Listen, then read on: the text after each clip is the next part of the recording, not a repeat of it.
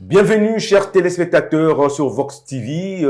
C'est aujourd'hui que nous commençons donc les huitièmes de finale de la CAN de Côte d'Ivoire 2023. Et voici donc les rencontres qui seront jouées tout au long de la journée jusqu'au soir. C'est-à-dire que le premier match sera donc à partir de 18h. Angola sera en face de la Namibie. Et à 21h, ça sera un des derbies de la CAN que nous avons souvent l'habitude de voir à la CAN. Cameroun-Nigeria, voilà un match de tous les dangers. Alors sur ce plateau, nous avons donc la présence de Achille Zikutoto. Achille, bonjour et bienvenue. Bonjour Francis. Et de l'autre côté, j'ai la présence de Marvin. Marvin, bonjour. Bonjour Gabé. Et nous avons aussi le directeur commercial de Archi Capital, c'est notre sponsor. Vous avez remarqué qu'aujourd'hui, le plateau a changé. C'est donc Monsieur Yannick qui est là. Bonjour M. Dadé, merci. C'est un plaisir de vous revoir parce qu'on était avec vous lors de l'ouverture de cette CAN. Tout à fait, plaisir partagé. Alors, nous allons tout de suite rentrer dans le vif du sujet avec cette rencontre entre l'Angola et la Namibie. Un match qui semble équilibré, un match ouvert. Et il va falloir avoir quelqu'un qui puisse passer en quart de finale pour le tour suivant. Achille Zikutoto, quelle lecture tu fais de ce match? Alors, on va assister à un match entre le premier du groupe D, l'Angola, qui a terminé donc premier de son groupe, oui, et la Namibie, qui a réalisé l'exploit. Une des équipes s'étant classée quatrième de son groupe, donc du groupe E. Et donc, moi, je ne vois pas un match équilibré. Parce que lorsque je vois le parcours de l'Angola, l'Angola qui a été prolifique plutôt en attaque. En 3 matchs, ils ont quand même marqué 6 buts. Ils ont encaissé 4 buts. C'est vrai que c'est beaucoup. Mais au moins, l'attaque angolaise, on va dire, marche avait un leurre. A contrario de cette équipe de la Tunisie, certes, qui a réalisé, de la Namibie, pardon, qui a réalisé un exploit, mais n'a marqué qu'un seul but en 3 matchs, oui, et en a pris 4.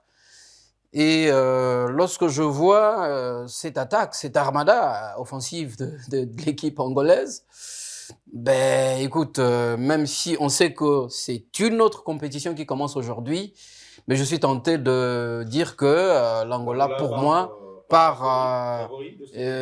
favorite justement de cette rencontre, même si on a vu tout de même cette équipe de la Namibie tenir tête quand même à la Tunisie, oui, qui est l'une des équipes déjà ayant mis une étoile sur son fanion.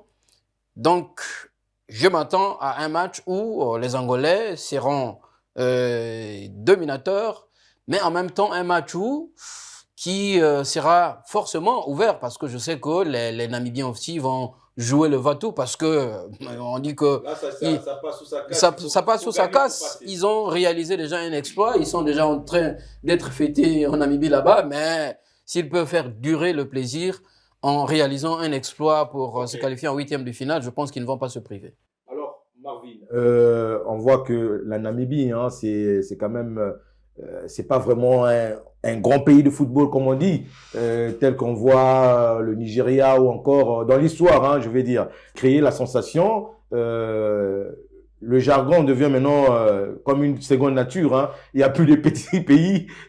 On l'a vu sur cette CAN. Est-ce que vous pensez que la Namibie peut créer la sensation face à cette équipe de l'Angola? Mais je crois que déjà la qualification de la Namibie pour ce prochain tour, c'est déjà plus qu'un exploit. Certainement, ils voudront bien en faire plus parce qu'ils ont quand même cette opportunité-là aussi qui leur est offerte face à l'Angola. C'est vrai que l'Angola, c'est pas une petite équipe, mais je crois que quand une équipe se qualifie dans les mêmes conditions que la Namibie, c'est-à-dire à pas feutré, oui, une équipe aussi qu'on n'attendait pas à cette étape, je crois que ce sont des détails aussi qui comptent quand même dans une rencontre comme celle-là, à mon avis, qui s'annonce indécise. Donc moi, je vois plutôt les Brave Warriors namibiens, en tout cas, se transcender lors de ce match, d'autant plus que l'équipe angolaise, c'est une équipe qui maîtrise quand même assez bien. Ils ont l'habitude de se rencontrer lors des compétitions La sous-régionales, Oui. notamment lors des coupes COSAFA. C'est Donc, vrai ils se que, connaissent un peu. Ils se connaissent un peu, même si les joueurs que l'on verra aujourd'hui ne sont pas les mêmes qui évoluent forcément au pays. Mais je crois qu'il y a quelques joueurs quand même qui sont là. Donc, ce sont des joueurs qui sont connus du côté namibien. Donc, on connaît un peu leur jeu et autres. Je crois que la Namibie aussi, avec ses joueurs, à l'instar de Otto, Chalolili et autres, qui sont déjà des habitués des coupes africaines interclubs avec Oui. l'expérience qu'ils ont. Parce que la majorité joue en Afrique du Sud. Oui. Transposer ça au niveau de leur équipe nationale. Après, il faudra vraiment aussi se méfier de cette équipe angolaise qui veut aussi entrer dans l'histoire Oui. en voulant bien se qualifier pour la première fois au niveau des huitièmes de finale de cette Coupe d'Afrique. Donc je crois que c'est un match pour moi qui nous réserve beaucoup de surprises. Ça va se jouer sur les moindres détails et les deux équipes ont tous les arguments pour nous servir en bon football. Et je pense bien que c'est le meilleur qui va l'emporter. Et comme je l'ai dit une fois de plus, ça va se jouer sur des petits détails. Alors, monsieur le directeur commercial, monsieur Yannick, là, nous avons un match, comme a dit Marvin aussi tout à l'heure. Ces deux équipes, c'est une première pour eux d'arriver à ce niveau de la compétition. Et entre les deux, en tout cas, il y aura aussi un des deux qui sera pour la première fois de l'histoire de la CAN en quart de finale. Comment vous voyez ce match entre l'Angola et la Namibie? Je le vois plutôt bien parce que, vous savez, la Namibie, on l'a tous dit ici, hein, ils sont déjà en train de fêter parce Oui. que c'est la première fois qu'ils se qualifient pour la 8e. Après, ils se sont qualifiés sans jeu flamboyant, sans gagner beaucoup de matchs. C'est une défaite, une victoire et un match nul. Mais arrivé à ce stade-là, c'est une nouvelle compétition qui commence. Oui. Et que ils sont déjà en train de fêter, comme j'ai dit tout à l'heure, mais ils voudront pas rester là. Ils voudront aller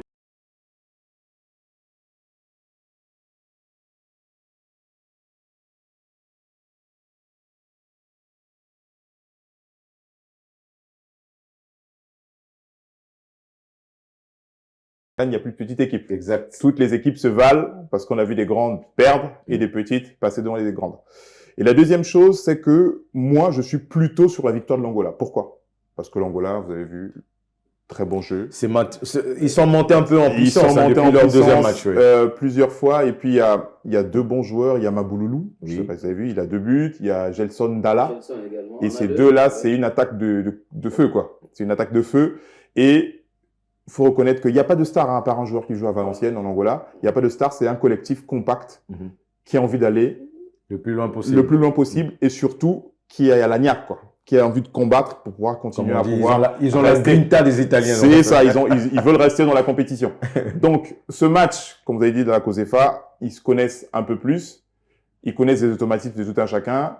Mon collègue l'a dit tout à l'heure que ça va se jouer sur les détails. C'est les détails qui feront la différence. Mais je table quand même sur la victoire de l'Angola au vu du parcours qu'ils ont eu. Oui. Au vu du parcours des deux équipes, je pense quand même que l'Angola a une petite avance et est plus armé, plus expérimenté pour pouvoir franchir le cap, le prochain niveau et la prochaine étape.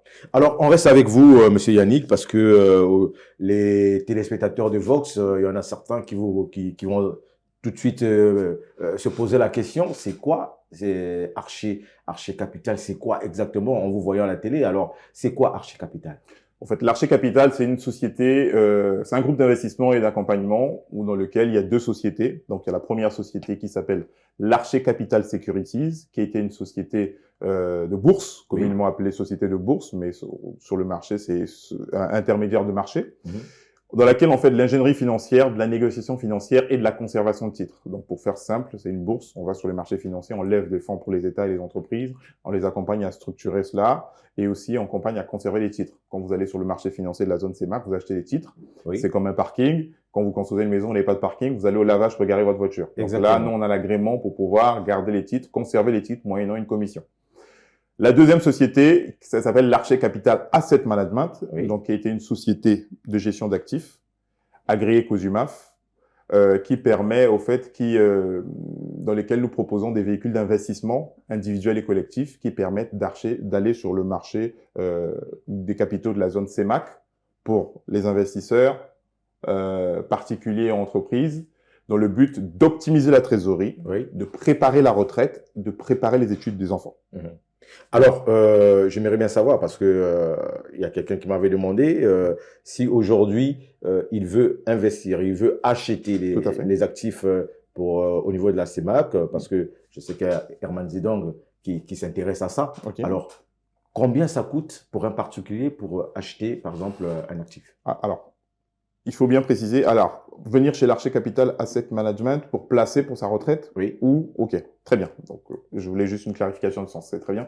Donc, pour aller aujourd'hui Non, chez mais nous, vous pouvez aussi nous donner les options qui existent, hein. tout à fait. Donc, la première, c'est que on est parti du postulat que pour aller sur le levée de fonds sur la société de bourse, c'est 5 milliards le ticket. Oui, Tout le commun mortel des Congolais n'a pas 5 milliards. exactement. Et pour permettre aux Congolais lambda ou aux ressortissants de la CEMAC de pouvoir accéder à ce marché de Et capitaux. encore aux particuliers que nous sommes. Tout comme à chez fait. Zikututu. Donc voilà, on s'est dit, ben, il faut donner les opportunités à tout le monde de pouvoir bénéficier de ce qui se passe sur le marché des capitaux. Donc on a créé des fonds communs de placement. Des fonds communs de placement, c'est un panier commun dans lequel tout le monde met son argent et dans lequel chacun touche les intérêts en fonction de ce qu'il leur a mis. Oui. Je prends un exemple, Monsieur Zikutoto, il met 10 millions, le fonds globalement fait 10%, Monsieur Zikutoto touchera 10% de 10 millions. Exact. Moi, je mets 5 millions, je toucherai 10% de 5 millions, et ainsi de Ainsi suite. de suite. Voilà. Et on s'est dit, le manque de connaissances en matière financière, le manque d'éducation financière et la faible connaissance du marché, le manque de temps, parce que chacun fait son métier, Oui. ils vont au boulot. Donc nous, on est Vous, des vous experts. travaillez pour nous Tout autres, par à exemple, fait. qui viennent investir. Vous venez nous rencontrer, on vous donne les conseils avisés, parce qu'au-delà de la vente, on a un devoir de conseil, une obligation d'information. Donc, on donne l'information et en fonction de votre profil de risque, en fonction de vos objectifs, on trouvera la formule adaptée pour pouvoir permettre à ce que vous puissiez atteindre vos objectifs. Donc, pour répondre à votre question de manière claire et précise, Oui. pour venir chez nous, on peut investir à partir de 12 000 francs. À partir de 12 000 francs, on peut mettre 15 000, 100 000, 2 000, voilà. Peu importe, mais à partir de 12 000 francs, vous pouvez accéder à nos fonds communs de placement pour épargner pour les enfants, les retraites, les enfants. ouais. Le plan retraite, c'est à partir de 15 000, mais on a mis de ces seuils-là pour que tout le monde puisse y accéder. Il ne faut pas que se dire que c'est réservé à une certaine classe, mais toutes les classes sociales, toutes les couches congolaises Sont acceptés. tout à fait.